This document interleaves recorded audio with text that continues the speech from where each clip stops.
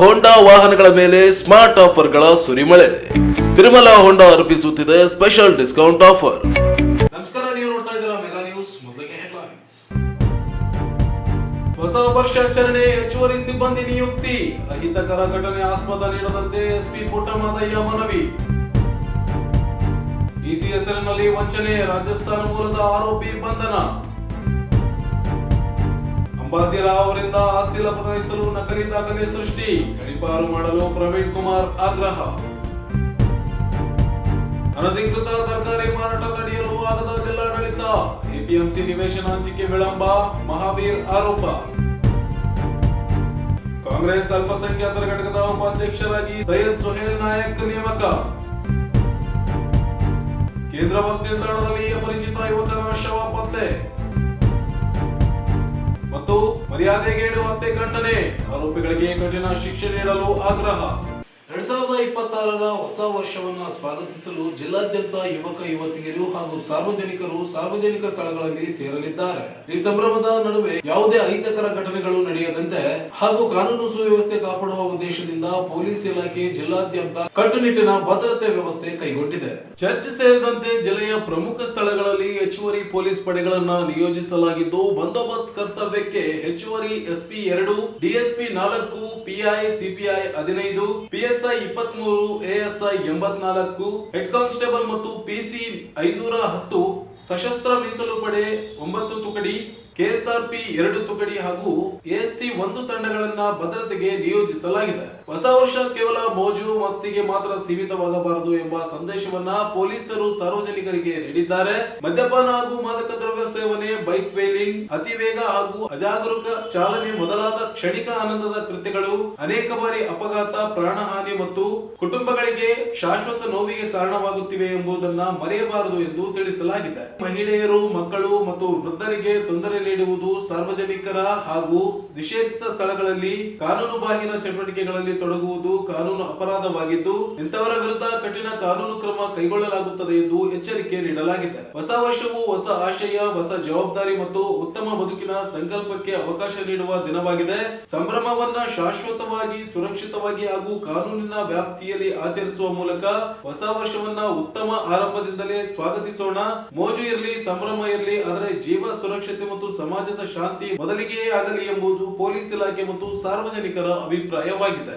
ಜಿಲ್ಲಾಧಿಕಾರಿ ಕೆ ನಿತೇಶ್ ಅವರ ಭಾವಚಿತ್ರ ಹಾಗೂ ಹೆಸರನ್ನ ದುರುಪಯೋಗಪಡಿಸಿಕೊಂಡು ನಕಲಿ ಫೇಸ್ಬುಕ್ ಐಡಿ ಸೃಷ್ಟಿಸಿ ಸಾರ್ವಜನಿಕರಿಗೆ ವಂಚನೆ ನಡೆಸಿದ ಆರೋಪಿಯನ್ನ ರಾಯಚೂರು ಸೈಬರ್ ಅಪರಾಧ ಪೊಲೀಸ್ ಠಾಣೆಯ ಪೊಲೀಸರು ಬಂಧಿಸಿದ್ದಾರೆ. ನಗರದ ಸೈಬರ್ ಠಾಣೆಗೆ ಜೂನ್ 30ರಂದು ಹೇಮನೂರು ಗ್ರಾಮದ ನಿವಾಸಿ ಕ್ಷೌರಿಕ ವೃತ್ತಿ ನಿರ್ವಹಿಸುತ್ತಿರುವ ರಮೇಶ್ ಎಂಬುವರು ದೂರು ಸಲ್ಲಿಸಿದ್ರು. ಜಿಲ್ಲಾಧಿಕಾರಿಗಳ ಹೆಸರಿನಲ್ಲಿ ನಕಲಿ ಫೇಸ್ಬುಕ್ ಐಡಿಯಿಂದ ಫ್ರೆಂಡ್ ರಿಕ್ವೆಸ್ಟ್ ಬಂದಿದ್ದು, ಅದರ ಮೂಲಕ ಜಿಲ್ಲಾಧಿಕಾರಿಗಳ ಸ್ನೇಹಿತನಾಗಿ ಪರಿಚಯಿಸಿಕೊಂಡ ಅಜಿತ್ ಸಿಂಗ್ ಎಂಬ ವ್ಯಕ್ತಿ ಗುಲ್ಬರ್ಗಾ ಏರ್ಪೋರ್ಟ್ ನಲ್ಲಿ ಸಬ್ ಇನ್ಸ್ಪೆಕ್ಟರ್ ಆಗಿದ್ದು, ವರ್ಗಾವಣೆಯ ಹಿನ್ನೆಲೆಯಲ್ಲಿ ಮನೆ ಬಳಕೆಯ ಸಾಮಾನುಗಳನ್ನ ಕಡಿಮೆ ಬೆಲೆಗೆ ಮಾರಾಟ ಮಾಡುತ್ತಿದ್ದಾನೆ ಎಂದು ನಂಬಿಸಿ ಹಣ ಪಡೆದುಕೊಂಡಿರುವುದಾಗಿ ದೂರಿನಲ್ಲಿ ಉಲ್ಲೇಖಿಸಲಾಗಿತ್ತು. ಜೂನ್ 27ರಿಂದ ಜೂನ್ 29ರ ಅವಧಿಯಲ್ಲಿ ಹಂತ ಹಂತವಾಗಿ ಒಟ್ಟು 85,000 ರೂಪಾಯಿ ಹಣವನ್ನ ಬ್ಯಾಂಕ್ ಖಾತೆಗೆ ಜಮಾ ಮಾಡಿಸಿಕೊಂಡು ಆರೋಪಿತ ಮೋಸ ಮಾಡಿರುವುದು ತನಿಖೆಯಲ್ಲಿ ದೃಢಪಟ್ಟಿದ್ದು, ದೂರಿನನ್ವಯ ಸೈಬರ್ ಅಪರಾಧ ಪೊಲೀಸ್ ಠಾಣೆಯಲ್ಲಿ ಪ್ರಕರಣ ದಾಖಲಾಗಿತ್ತು. ರಾಯಚೂರು ಜಿಲ್ಲಾ ಪೊಲೀಸ್ ವರಿಷ್ಠಾಧಿಕಾರಿ ಪುಟ್ಟಮಾದಯ್ಯ ಮಾರ್ಗದರ್ಶನದಲ್ಲಿ ಸೈಬರ್ ಅಪರಾಧ ಠಾಣೆಯ ಡಿವೈಎಸ್ಪಿ ವೆಂಕಟೇಶ್ ಹೊಗಿಬಂಡಿ ಅವರು ತನಿಖೆ ನಡೆಸಿ ರಾಜಸ್ಥಾನ ರಾಜ್ಯದ ಆಳ್ವಾರ್ ಜಿಲ್ಲೆಯ ನಿವಾಸಿ ಶಕೀಲ್ ಎಂಬ ಆರೋಪಿಯನ್ನ ಪತ್ತೆ ಹಚ್ಚಿ ಬಂಧಿಸಿದ್ದಾರೆ. ಆರೋಪಿ ತನ್ನ ಮೊಬೈಲ್ ಸಂಖ್ಯೆಯನ್ನ ಬಳಸಿ ನಕಲಿ ಫೇಸ್ಬುಕ್ ಐಡಿ ಸೃಷ್ಟಿಸಿ ವಂಚನೆ ನಡೆಸಿರುವುದು ತನಿಖೆಯಲ್ಲಿ ಸಾಬೀತಾಗಿದೆ. ಇದೇ ವೇಳೆ ಆರೋಪಿತನ ಪತ್ತೆಗೆ ರಾಜಸ್ಥಾನಕ್ಕೆ ತೆರಳಿ ಪ್ರಮುಖ ಪಾತ್ರ ವಹಿಸಿದ ಡಿವೈಎಸ್ಪಿ ವೆಂಕಟೇಶ್ ಹೊಗಿಬಂಡಿ, ಪಿಎಸ್ಐ ವಿಕ್ರಮ್ ಸಿಂಹಾರೆಡ್ಡಿ, ಸಿಎಚ್ಸಿ ಕರಿಬಸಪ್ಪ ಸೇರಿದಂತೆ ಸೈಬರ್ ಅಪರಾಧ ಪೊಲೀಸ್ ಠಾಣೆಯ ಸಿಬ್ಬಂದಿ ಕಾರ್ಯವನ್ನ ಜಿಲ್ಲಾ ಪೊಲೀಸ್ ವರಿಷ್ಠಾಧಿಕಾರಿಗಳು ಪ್ರಶಂಸಿಸಿದ್ದಾರೆ. ನಕಲಿ ದಾಖಲೆ ಸೃಷ್ಟಿಸಿ ಜೀವಂತವಾಗಿರುವವರ ಹೆಸರಿನಲ್ಲಿ ಮರಣ ಪ್ರಮಾಣ ಪತ್ರ, ವಂಶಾವಳಿ ಪಡೆದ ಅಂಬಾಜಿರಾವ್ ವಿರುದ್ಧ ಕಾನೂನು ಕ್ರಮ ಕೈಗೊಂಡು ಗಡೀಪಾರು ಮಾಡಬೇಕೆಂದು ಭೀಮ್ ಆರ್ಮಿ ಸಂಘದ ಜಿಲ್ಲಾಧ್ಯಕ್ಷ ಪ್ರವೀಣ್ ಕುಮಾರ್ ಹೇಳಿದರು. ಅವರಿಂದು ಮಾಧ್ಯಮಗೋಷ್ಠಿಯನ್ನು ಉದ್ದೇಶಿಸಿ ಮಾತನಾಡಿ, ಯರವರಸ್ ಸೀಮಾಂತರ ಸರ್ವೆ ನಂಬರ್ 114/1ರಲ್ಲಿರುವ 5 ಎಕರೆ 3 ಗುಂಟೆ ಜಮೀನು ಸುಗುಣಾಬಾಯಿ ಗಂಡ ದತ್ತೂರಾವ್ ಇವರಿಗೆ ಸೇರಿದ್ದಾಗಿದೆ. ಇವರೇ ಪಟ್ಟಾದಾರರಾಗಿದ್ದು, ಅಂಬಾಜಿರಾವ್ ತಂದೆ ಹೀರಾಲಾಲ್, ಸ್ವಾತಿ ಗಂಡ ಅಂಬಾಜಿರಾವ್ ಹೀರಾಲಾಲ್ ಸೇರಿಕೊಂಡು ಸುಗುಣಾಬಾಯಿ ಇವರ ಮರಣ ಪ್ರಮಾಣ ಪತ್ರ ಪಡೆದು ವಂಚಿಸಿದ್ದಾರೆ.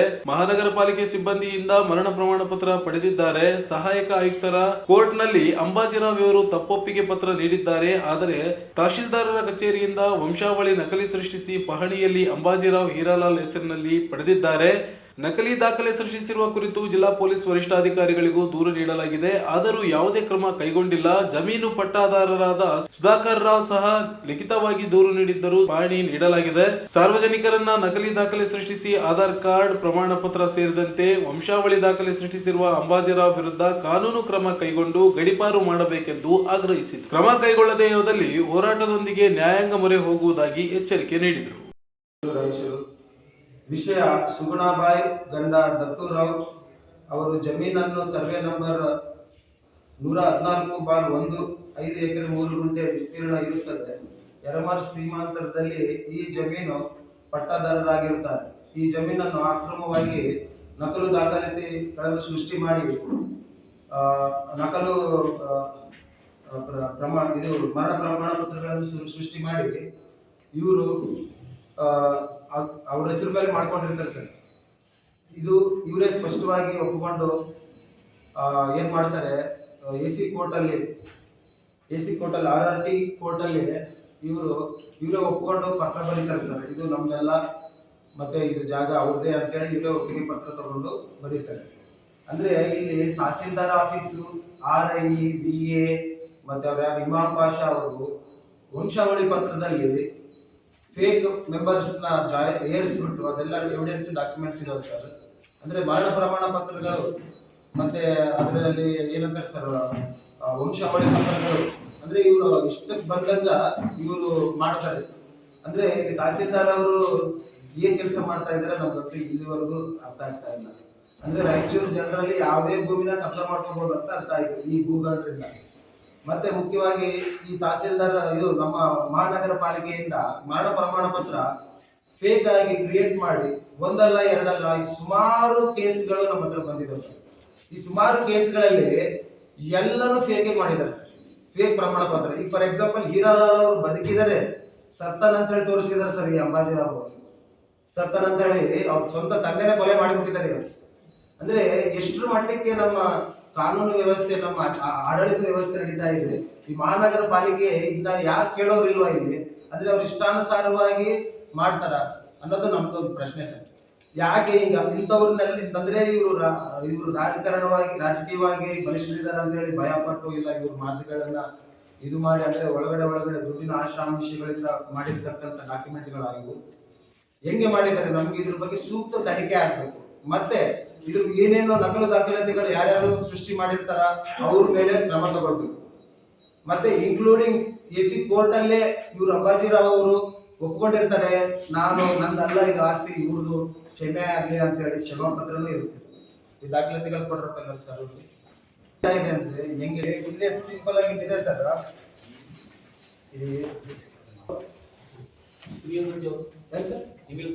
ನಮ್ಗೆ ಪರಿಚಯ ಇದೆ ಸರ್. ಹಿಂಗೆ ಸಂಘಟನೆ ಅಂತ ಬಂದಿದ್ದಾರೆ. ನಮ್ಗೆ ಹೆಂಗ್ ಪರಿಚಯ ಅಂದ್ರೆ ನಾವು ಹೋರಾಟಗಳು ಮಾಡೋದು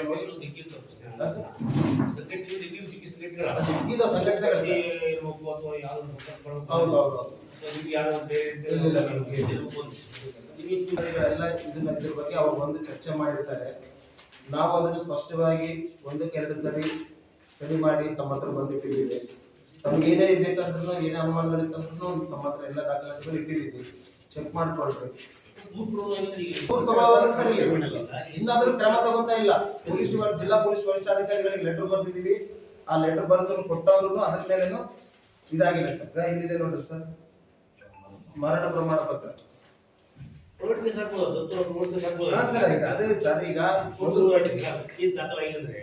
ನಗರದಲ್ಲಿ ಅನಧಿಕೃತ ತರಕಾರಿ ಮಾರಾಟ ನಡೆಯುತ್ತಿರುವ ಕುರಿತು ಉಪ ಲೋಕಾಯುಕ್ತರಿಗೆ ದೂರು ನೀಡಿದ್ದರೂ ಜಿಲ್ಲಾಧಿಕಾರಿಗಳು ಹಾಗೂ ಮಹಾನಗರ ಪಾಲಿಕೆಯ ಆಯುಕ್ತರು ಯಾವುದೇ ಕ್ರಮಕ್ಕೆ ಮುಂದಾಗುತ್ತಿಲ್ಲ.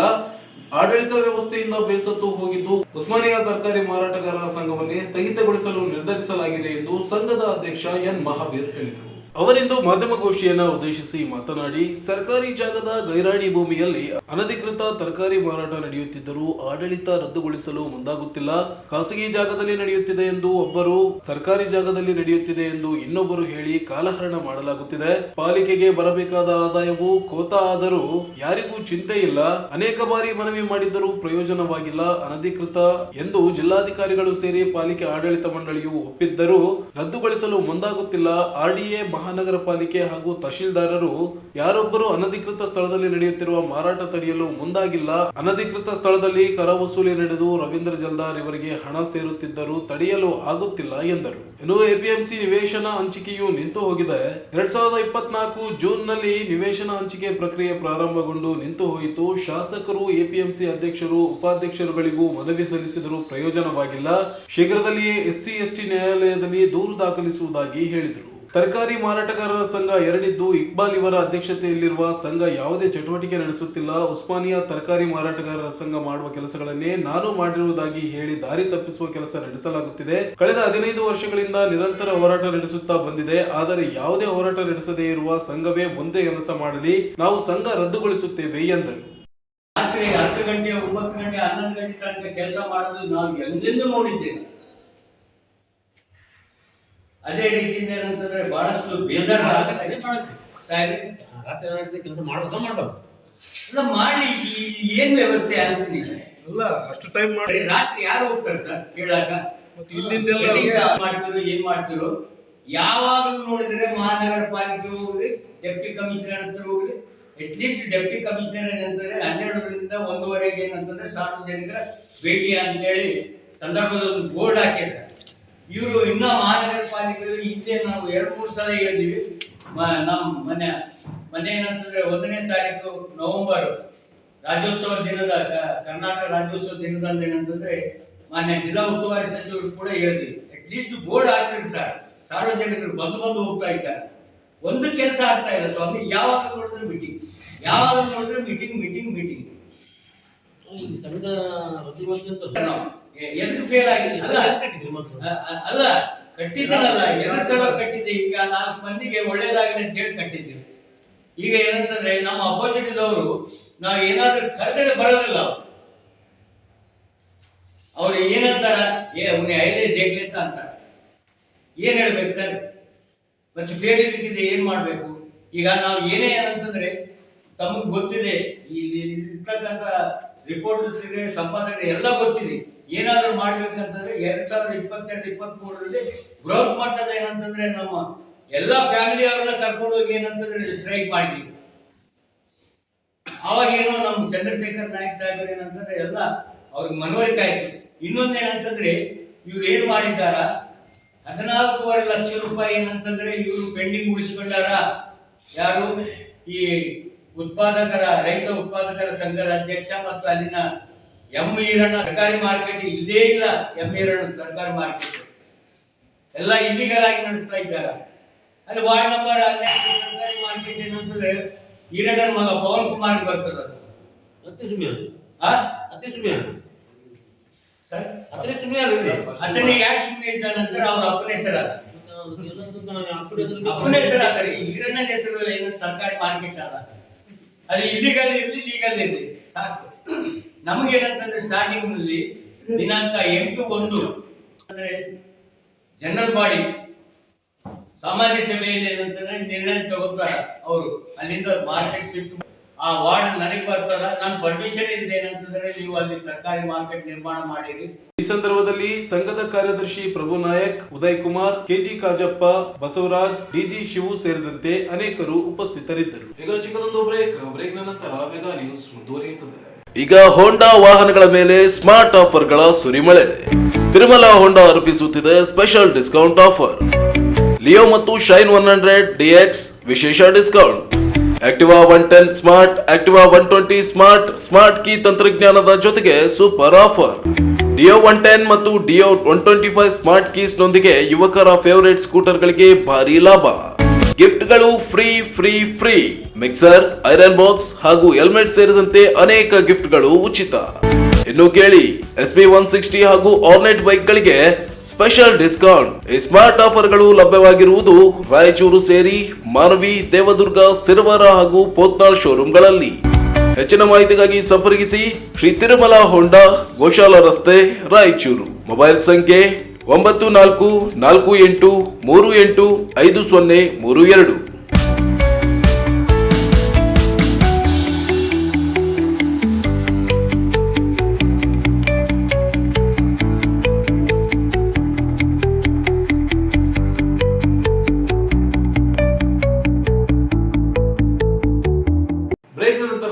ಮೆಗಾ ನ್ಯೂಸ್ಗೆ ಸ್ವಾಗತ. ಕಾಂಗ್ರೆಸ್ ಅಲ್ಪಸಂಖ್ಯಾತ ಘಟಕದ ಜಿಲ್ಲಾ ಉಪಾಧ್ಯಕ್ಷರಾಗಿ ಮೊಹಮ್ಮದ್ ಸುಹೇಲ್ ನಾಯಕ್ ಅವರನ್ನ ಜಿಲ್ಲಾ ಅಧ್ಯಕ್ಷ ಸೈಯದ್ ಫಯಾಜುದ್ದೀನ್ ಅವರು ಆದೇಶ ಹೊರಡಿಸಿದ್ದಾರೆ. ರಾಯಚೂರು ನಗರ ವಿಧಾನಸಭಾ ಕ್ಷೇತ್ರದ ಪರಾಜಿತ ಅಭ್ಯರ್ಥಿ ಮೊಹಮ್ಮದ್ ಶಾಲಂ ಅವರ ಆದೇಶದ ಮೇರೆಗೆ ನೇಮಕಗೊಳಿಸಿ ಆದೇಶ ಪತ್ರವನ್ನ ನೀಡಲಾಗಿದೆ. ಈ ಸಂದರ್ಭದಲ್ಲಿ ಕಾಂಗ್ರೆಸ್ ಮುಖಂಡರಾದ ಯೂಸುಫ್ ಖಾನ್, ನರಸಿಂಹಲು ಮಾಡಗಿರಿ, ಶೌಕತ್ ಅಮ್ರಾಜ್ ಹಾಗೂ ಕಾರ್ಯಕರ್ತರು ಉಪಸ್ಥಿತರಿದ್ದರು. Incoming call from my store fabric shop to identify my तुम्ही वागत दिवस मध्ये तुम्ही जाओ साहब ले तो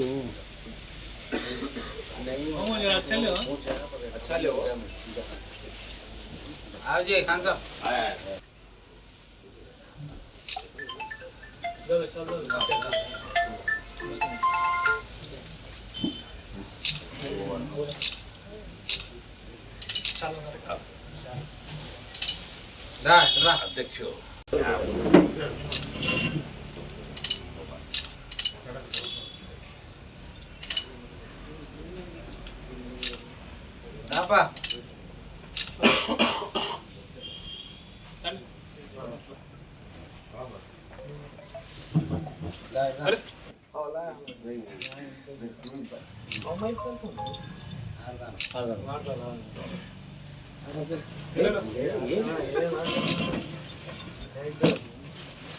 right.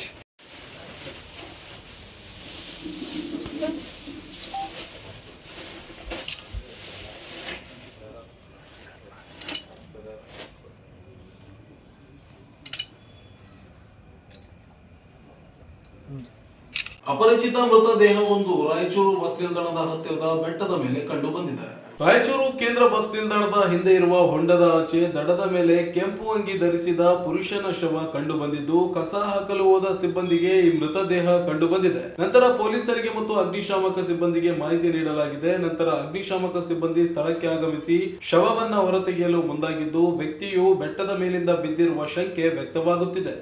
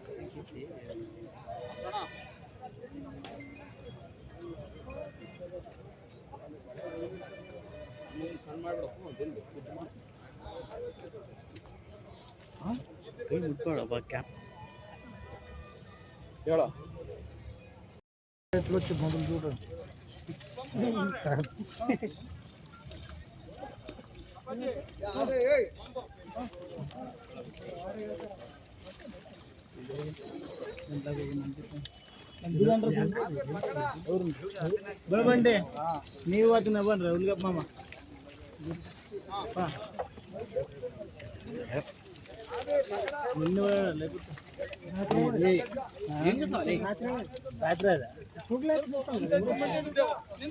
ಬಳ್ಯಾ ಓ ಬಳ್ಯಾ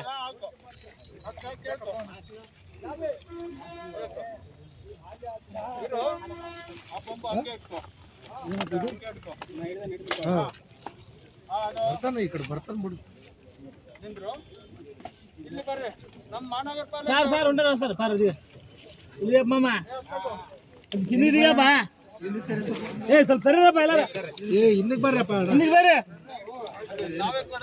ಇಲ್ಲ ಮಾಮ ಬೆಟ್ಟಿದ್ರಲ್ಲ ಓ ಮಾಮ ಈ ಸೈಡ್ ದಾ ಓ ಮಾಮ ಹುಬ್ಬಳ್ಳಿ ತಾಲೂಕಿನ ಇನಾಮ್ ವೀರಾಪುರದಲ್ಲಿ ದಲಿತ ಯುವಕ ವಿವೇಕಾನಂದ ದೊಡ್ಡಮನಿಯನ್ನ ಮದುವೆಯಾಗಿದ್ದ 7 ತಿಂಗಳ ಗರ್ಭಿಣಿ ಮಾನ್ಯ ಪಾಟೀಲ್ರನ್ನ ತಂದೆ ಹಾಗೂ ಕುಟುಂಬಸ್ಥರು ಹತ್ಯೆ ಮಾಡಿರುವುದು ನಾಗರಿಕ ಸಮಾಜಕ್ಕೆ ಭಾರಿ ಆಘಾತ ತಂದಿದೆ ಎಂದು ಕರ್ನಾಟಕ ರಾಜ್ಯ ಛಲವಾದಿ ಮಹಾಸಭಾ ಜಿಲ್ಲಾ ಸಮಿತಿ ಮಹಿಳಾ ವಿಭಾಗ ತೀವ್ರವಾಗಿ ಖಂಡಿಸಿದೆ. ನಗರದ ಜಿಲ್ಲಾಧಿಕಾರಿಗಳ ಮುಖಾಂತರ ಮುಖ್ಯಮಂತ್ರಿಗೆ ಮನವಿ ಸಲ್ಲಿಸಿದ ಸಂಘಟನೆ ಮರ್ಯಾದೆಗೇಡು ಹತ್ಯೆ ನಡೆಸಿದ ಎಲ್ಲಾ ಆರೋಪಿಗಳಿಗೆ ಕಠಿಣ ಶಿಕ್ಷೆ ವಿಧಿಸಬೇಕು, ಮಾನ್ಯಾಳ ಪತಿ ವಿವೇಕಾನಂದ ದೊಡ್ಡಮನಿ ಹಾಗೂ ಅವರ ಕುಟುಂಬಕ್ಕೆ ಸೂಕ್ತ ಭದ್ರತೆ ಒದಗಿಸಬೇಕೆಂದು ಆಗ್ರಹಿಸಿತು. ಅಂತರ್ಜಾತಿ ವಿವಾಹ ಮಾಡಿದ ಯುವಕ ಯುವತಿಯರಿಗೆ ಕಾನೂನು ರಕ್ಷಣೆ, ಪ್ರೋತ್ಸಾಹಧನ ಹೆಚ್ಚಳ, ವಿಶೇಷ ಸೌಲಭ್ಯ ಜಾರಿಗೆ ತರಬೇಕು. ಮರ್ಯಾದಾ ಹತ್ಯೆ ತಡೆಗೆ ಸುಪ್ರೀಂ ಕೋರ್ಟ್ ಆದೇಶಗಳನ್ನು ಕಟ್ಟುನಿಟ್ಟಾಗಿ ಜಾರಿಗೊಳಿಸಬೇಕು ಹಾಗೂ ಜನಜಾಗೃತಿ ಕಾರ್ಯಕ್ರಮಗಳನ್ನು ನಡೆಸಬೇಕು ಎಂದು ಸರ್ಕಾರವನ್ನ ಒತ್ತಾಯಿಸಲಾಯಿತು. ಈ ಸಂದರ್ಭದಲ್ಲಿ ಸಂಘಟನೆಯ ಜಿಲ್ಲಾಧ್ಯಕ್ಷೆ ಅರ್ಚನಾ ಸುಂಕಾರಿ, ಪ್ರಮುಖರಾದ ಶಾಂತಮ್ಮ, ಉಮಾದೇವಿ, ಪ್ರಿಯದರ್ಶಿನಿ, ನಂದಿನಿ, ರತ್ನ, ಗಣಪತಿ ಚಲವಾದಿ, ನರಸಿಂಹಲು ಕುರುಡಿ, ಈರಣ್ಣ ಕುರುಡಿ, ಅಮೀನ್ ಸುಂಕಾರಿ ಸೇರಿದಂತೆ ಅನೇಕರು ಉಪಸ್ಥಿತರಿದ್ದರು. ಕೊನೆಯಲ್ಲಿ ಮತ್ತೊಮ್ಮೆ ಹೆಡ್ಲೈನ್ಸ್. ಹೊಸ ವರ್ಷಾಚರಣೆ, ಹೆಚ್ಚುವರಿ ಸಿಬ್ಬಂದಿ ನಿಯುಕ್ತಿ, ಅಹಿತಕರ ಘಟನೆ ಆಸ್ಪದ ನೀಡದಂತೆ ಎಸ್ಪಿ ಪುಟ್ಟಮಾದಯ್ಯ ಮನವಿ. ಡಿಸಿ ಹೆಸರಿನಲ್ಲಿ ವಂಚನೆ, ರಾಜಸ್ಥಾನ ಮೂಲದ ಆರೋಪಿ ಬಂಧನ. ಅಂಬಾಜಿರಾವ್ ಅವರಿಂದ ಆಸ್ತಿ ಲಪಟಾಯಿಸಲು ನಕಲಿ ದಾಖಲೆ ಸೃಷ್ಟಿ, ಗಡೀಪಾರು ಮಾಡಲು ಪ್ರವೀಣ್ ಕುಮಾರ್ ಆಗ್ರಹ. ಅನಧಿಕೃತ ತರಕಾರಿ ಮಾರಾಟ ತಡೆಯಲು ಆಗದ ಜಿಲ್ಲಾಡಳಿತ, ಎಪಿಎಂಸಿ ನಿವೇಶನ ಹಂಚಿಕೆ ವಿಳಂಬ, ಮಹಾವೀರ್ ಆರೋಪ. ಕಾಂಗ್ರೆಸ್ ಅಲ್ಪಸಂಖ್ಯಾತರ ಘಟಕದ ಉಪಾಧ್ಯಕ್ಷರಾಗಿ ಸೈಯದ್ ಸುಹೇಲ್ ನಾಯಕ್ ನೇಮಕ. ಕೇಂದ್ರ ಬಸ್ ನಿಲ್ದಾಣದಲ್ಲಿ ಅಪರಿಚಿತ ಯುವಕನ ಶವ ಪತ್ತೆ. ಮತ್ತು ಮರ್ಯಾದೆಗೇಡು ಹತ್ಯೆ ಖಂಡನೆ, ಆರೋಪಿಗಳಿಗೆ ಕಠಿಣ ಶಿಕ್ಷೆ ನೀಡಲು ಆಗ್ರಹ. ಇದಿಷ್ಟು ಇವತ್ತಿನ ಸುದ್ದಿ. ಪ್ರಮುಖ ಸುದ್ದಿಗಳಿಗಾಗಿ ನೋಡ್ತಾ ಇರಿ ಮೆಗಾ ನ್ಯೂಸ್.